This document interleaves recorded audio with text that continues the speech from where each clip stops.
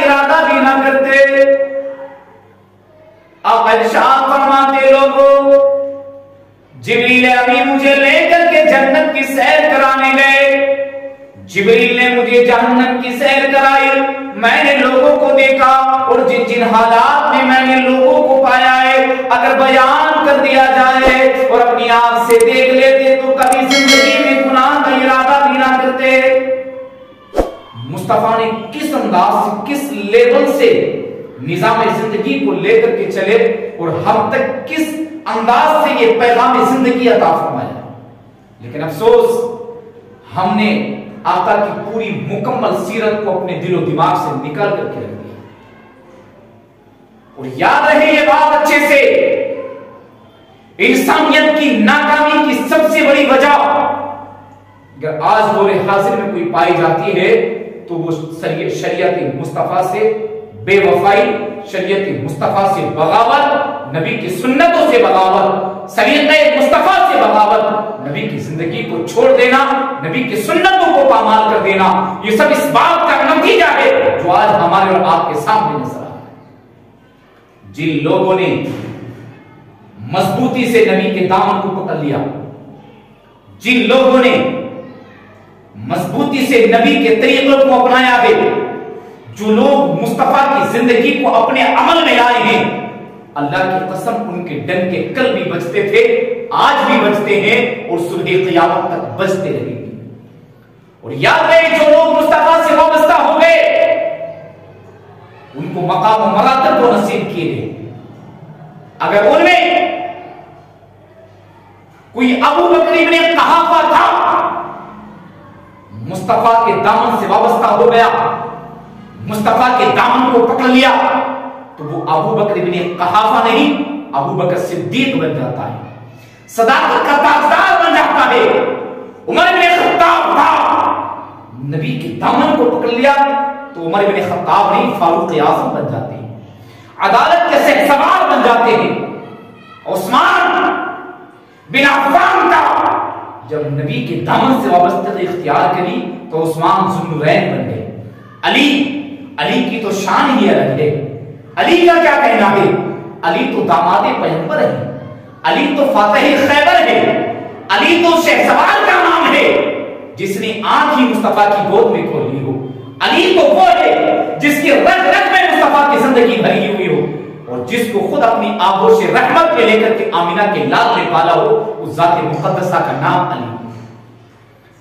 لیکن بتا دینا یہ چاہتا ہوں، جن لوگوں نے اپنی زندگی میں نبی کے دامن سے وابستگی اختیار کی ہے، تاریخ گواہ ہے کہ ان کے تارے کل بھی چمکتے تھے اور ان کے تارے آج بھی چمکتے ہیں، صبح قیامت تک چمکتے ہیں۔ میں نے دیکھا ابو بکر آئے، نبی کی بارگاہ میں آتے ہی صدیق اکبر بن گئے، عمر آئے، نبی کی بارگاہ میں آتے ہی فاروق اعظم بن گئے، عثمان آئے، نبی کی بارگاہ میں عثمان غنی بن گئے، علی آئے، نبی کی بارگاہ میں آتے ہی حیدر کرار بن گئے، نبی کی بارگاہ میں اور بھی تمام صحابہ آئے، لیکن سب آتے ہی اپنے منصبوں کو طے کرتے چلے گئے۔ یہاں تک مصطفیٰ نے فرمایا ان عشرہ مبشرہ کی جماعت کو اللہ اکبر کہا، ابو بکر تو بھی جنتی ہے، عمر تو بھی جنتی ہے، عثمان تو بھی جنتی ہے، علی تو بھی جنتی ہے، ابو بکر ابن قحافہ تم بھی جنتی ہو۔ تمام صحابہ کے نام گرائے، 10 عشرہ مبشرہ کی جماعت ہے وہ جس کو اللہ کے حبیب نے دنیا کی جنت کی بشارت دے دی۔ وہ جب میرے امام کی نگاہ پڑی ہے، قلم اٹھا کر کے کہہ دیتے ہیں وہ 10 جن کو شفاعت کا مزدہ ملا، وہ 10 جن کو شفاعت کا مزدہ ملا، اس مبارک جماعت پہ لاکھوں سلام، اس مبارک جماعت پہ لاکھوں سلام۔ نبی کی شان کریمانہ ہے اور یہ ان کے مقام ہے جو نبی کے دامن سے وابستہ ہوئے۔ آؤ اور تھوڑا نیچے دیکھیں، نبی سے جو وابستہ ہوا تو اللہ اکبر وہ سید الشہداء مولا حسین بن جاتے ہیں، کوئی حسن مجتبی بن جاتا ہے، کوئی امام زین العابدین بن جاتا ہے، کوئی نبی سے وابستگی اختیار کرنے والا امام باقر بن جاتا ہے، کوئی نبی کے دامن کو تھامنے والا امام جعفر صادق بن جاتا ہے، کوئی نبی کے دامن کو مضبوطی سے پکڑنے والا موسیٰ کاظم بن جاتا ہے، کوئی نبی کے دامن کو مضبوطی سے پکڑنے والا موسیٰ تقی بن جاتا ہے، کوئی نبی کے دامن کو مضبوطی سے پکڑنے والا اویس قرنی بن جاتا ہے، کوئی نبی کے دامن کو مضبوطی سے پکڑنے والا جنید بغدادی بن جاتا ہے، کوئی نبی کے دامن کو مضبوطی سے پکڑنے والا شہنشاہ بغداد عبد جیلانی بن جاتا ہے. یہ شان مصطفیٰ کے دامن کی ہے. اور جب مصطفیٰ کے دامن سے وابستہ ہوتے ہیں تو کوئی خضر بن جاتا ہے. جب مصطفیٰ کے دامن سے وابستہ ہوتے ہیں تو کوئی یحییٰ بن جاتا ہے. جب مصطفیٰ کے دامن سے وابستہ ہوتے ہیں تو اللہ کی قسم نیچے آ کر کے دیکھیں گے تو کوئی عثمان ہارونی بن جاتا ہے, عثمان کرخی بن جاتا ہے. کوئی جب نبی کے دامن سے وابستہ ہوتا ہے تو اللہ کی قسم کوئی ہندوستان کا شہنشاہ, ہندوستان کا بادشاہ غریب نواز بن جاتا ہے. اور جب کوئی مصطفیٰ کے دامن سے وابستہ ہو جاتا ہے تو کوئی علامہ بختیار کاکی چمکتا ہے, کوئی محبوب الہی نظام الدین اولیاء بن جاتا ہے. جب نبی کے دامن سے وابستہ ہوتا ہے تو کوئی صابر کلگری بن جاتا ہے, کوئی بابا فرید الدین کنشکر بن جاتا ہے. اور جب نبی سے سچی عقیدت رکھتا ہے تو پھر بریلی کا امام احمد رضا بن جاتا ہے. بریلی کا امام احمد رضا بن جاتا ہے. اور وہ احمد رضا جس کے نغمے عرب و عجم میں گونجتے ہیں. اور کہا کسی کہنے والے نے مانا عرب نے تجھے جگانا, گایا عجم میں تیرا کرانا, مانے ہیں تجھ کو سارا زمانہ. حامی سنت اعلیٰ حضرت چوک پڑے چوٹی کے بہاوڑے, پھاڑ دیے ہر ایک کے جبڑے, خنجر حق کیا خوب چلایا. حامی سنت اعلیٰ حضرت. پھر جب اعلیٰ حضرت سے نیچے کی بات کرتے ہیں, نبی کے دامن سے جڑنے والے کی بات کرتے ہیں, تو پھر کوئی رامپور شہر کے اندر حافظ شاہ جمال اللہ نظر آتا ہے, کوئی شاہ درگاہی نظر آتا ہے. پھر اگر نبی کے دامن کی وابستگی کی بات کرتے ہیں تو پھر اللہ اکبر کوئی ظفر الدین بہاری بہار میں نظر آتا ہے. نبی کے دامن کی بات کرتے ہیں تو کہ مراد آباد کی سرزمین پر مفتی نعیم الدین صد اللہ فاضل نظر آتا ہے. نبی کے دامن کی بات کرتے ہیں, دامن سے وابستہ ہونے والا اگر ڈھونڈا جائے بریلی کے اندر ہی تو پھر کوئی حجت الاسلام نظر آتا ہے, کوئی مفتی اعظم نظر آتا ہے. کوئی جب دیکھا جائے نبی کے دامن کی وابستگی کے دیوانوں کی لسٹ کو اٹھایا جائے تو پھر ان میں ایک اور موقع نام ملتا ہے جس کو زمانہ حضور تاج الشریعہ علیہ الرحمہ کہتا ہے. تاج الشریعہ کوئی عام شخص نہیں ہے. تمام تاریخی اسلافوں میں سے, تاریخی بزرگوں میں سے ایک نام ہے تاج الشریعہ. یہ وہ لوگ ہیں جن لوگوں نے نبی کے دامن کو مضبوطی سے تھاما. انہیں مقام ملتے چلے گئے, انہیں مراتب ملتے چلے گئے. لیکن افسوس آج ہمارے ذہن سے ہی یہ بات نکل گئی, آج ہمارے دل و دماغ سے ہی یہ بات نکل گئی. ہم اس بات کو بالکل بھلا بیٹھے ہیں کہ نبی کی سنت بھی کوئی چیز ہے. ورنہ تاریخ ہماری گواہ ہے, اتہاس ہماری گواہ ہے. جب ہم نبی کا نام لے کر کے میدان میں اترتے ہیں, جب نبی کا نعرہ لگا کر کے میدان میں اترتے ہیں تو ہم نے دیکھا ہمارے یہاں 313 لاکھوں پر بھاری پڑ جاتے ہیں. ہم نے دیکھا ہے جب ہم نبی کا نام لے کر کے میدان میں اترتے ہمارے اسلاف تو ہم نے دیکھا کروڑوں کے مجمع پر اکیلا خالد بن ولید بھاری پڑ جاتا ہے. لیکن کب؟ جب وہ نبی کے دامن کو مضبوطی سے پکڑ لیتے ہیں. افسوس, بڑے افسوس کے ساتھ یہ بات کہہ دینا کہنی پڑتی ہے, لیکن کبھی اگر درد لے کر کے قوم کا بیٹھتا ہوں تو زبان نہیں کھل پاتی, ہمت نہیں ہوتی, جرت نہیں ہوتی, کوئی لب کشائی کر دی جائے, کوئی بات کہہ دی جائے. جب بہت زیادہ بات حد سے بڑھ جاتی ہے تو دل پکڑ کے بات کہہ کر کے اپنی بات ختم کر جاتا ہوں کہ غلام تو بغاوت, حسام تو بغاوت, بتا داستہ چھیڑ تو چھیڑوں کیسے. علامہ صاحب نے تو بہت پہلے کہا تھا طریقہ مصطفیٰ کو چھوڑنا ہے وجہ بربادی. اسی سے قوم بے اقتدار ہوئی دنیا میں اپنی, اور ہمیں تو کرنا ہے شہنشاہ بدھار کے رضا جوئی, وہ جو اپنے ہوئے تو رحمت پروردگار بنی. مثلا بنیے تو صحیح نبی کے.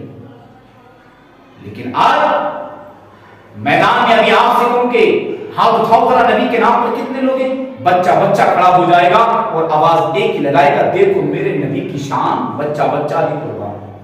اور اگر یہیں پہ نام لے تو نماز کا تو بن جائے گا یہ بھی قبرستان. کوئی بولنے والا نہیں ہے. یہ عجیب عاشقی ہے, عجیب محبت ہے, عجیب پیار ہے. کس انداز کی محبت ہے صاحب یہ. نظر کی بات آئے, نیاز کی بات آئے, پیار پہ پیار, محبت پہ محبت, نغموں پر نغمے, ترانوں پر ترانے, اور وہی پر بات نماز کی کر دی جائے تو ختم ہے. ساری محبتیں دم توڑ جاتی ہیں, سارے عشق دم توڑ جاتے ہیں, سبھی وفاداریاں ساتھ چھوڑ جاتی ہیں. عجیب محبت کرتے ہو. یہ محبت کا تقاضا نہیں ہے, اسے محبت کا معیار نہیں کہتے ہیں, بلکہ ایسی حرکتوں سے معیار محبت بھی کم ہو جاتا ہے. درجہ محبت بھی کم ہو جاتا ہے، معیار محبت کا قائم کرنا ہے تو عاشق کو چاہیے کہ محبوب کی ہر ادا سے محبت کرے، محبوب کے ہر طریقے کو اپنے عمل میں لائے۔ یہ ہے آشار محبت، یہ ہے معیار محبت، اس کو کہتے ہیں محبت۔ اس بات کا نام محبت نہیں ہے۔ زبان سے تو خوب چلا پکاری کرتے ہیں، زبان سے تو خوب نعرے بازی کرتے ہیں، لیکن جب عمل کی بات آئے تو کوسوں دور نظر آتی ہے۔ میرے ذہن میں یہ بات محبت نظر نہیں آتی، پھر یہ کھلونا لگتا ہے، یہ کھلونا لگتا ہے، تماشا لگتا ہے۔ یہ محبت نہیں صاحب، اترو عملی میدان میں، سکھاؤ اپنے بچوں کو دین۔ یوں ہی کامیابیاں نہیں مل جاتی، کامیابیوں کے لیے بڑی مشکلوں کا سامنا کرنا پڑتا ہے۔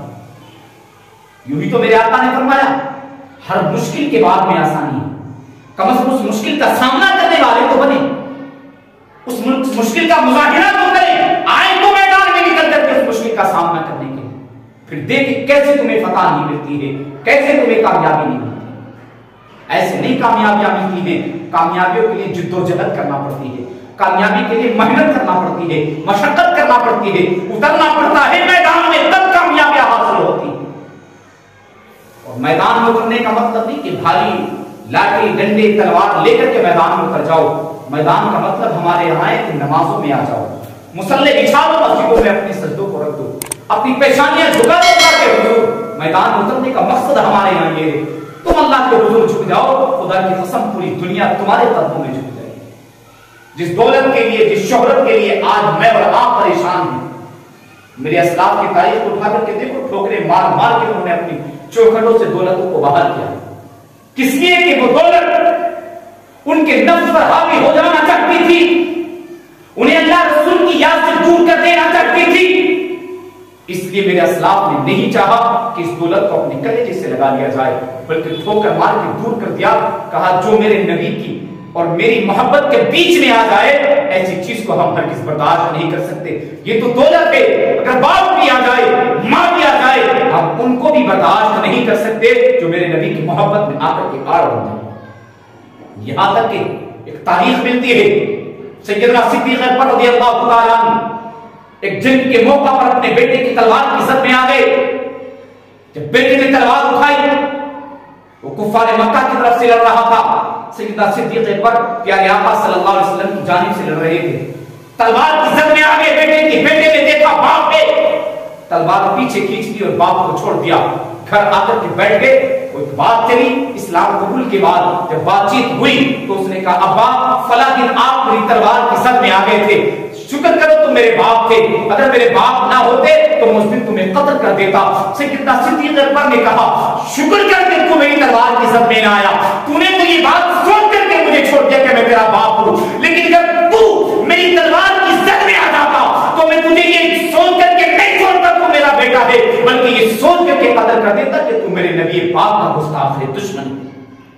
ہمارے یہاں تو یہ اصول ہوتے ہیں، یہ محبت کے تقاضے ہوتے ہیں، انہیں پیار کہا جاتا ہے، اسے وفاداری کہی جاتی ہے۔ اور جن لوگوں نے سچی وفاداری میرے نبی سے کی ہے، اللہ کی قسم وہ کل بھی کامیاب تھے اور آج بھی کامیاب، صبح قیامت تک کامیاب رہیں گے۔ اسی لیے تو علامہ اقبال نے ایک بات اور کہی تھی، علامہ اقبال نے بڑے انوکھے انداز میں کہا تھا کہ محمد کی محبت دین حق کی شرط اول ہے، محمد کی محبت دین حق کی شرط اول ہے، اسی میں ہو کر خامی تو سب کچھ نامکمل ہے، اسی میں ہو کر خامی تو سب کچھ نامکمل ہے۔ پیارے آقا صلی اللہ علیہ وسلم کی محبت اس بات کا نام ہے، جب ہم نکلے تو راستے میں دیکھنے والا ہر ایک دیوانہ، ہر ایک دنیا دار یہ کہنے پر مجبور ہو جائے دیکھو نبی کا دیوانہ جا رہا ہے، نبی کا چہیتا جا رہا ہے، نبی کا عاشق جا رہا ہے۔ یہ تو حیات زندگی ہے، مرنے کے بعد جب جنازہ اٹھایا جائے تب بھی یہ کہتے ہوئے نظر آئے دیکھو مصطفیٰ کے چہیتے کا جنازہ جا رہا ہے، رگ رگ نبی نبی بولتے ہوئے نظر آئے، پوری دنیا یہ کہے کہ نبی کا عاشق جا رہا ہے، نبی کا دیوانہ۔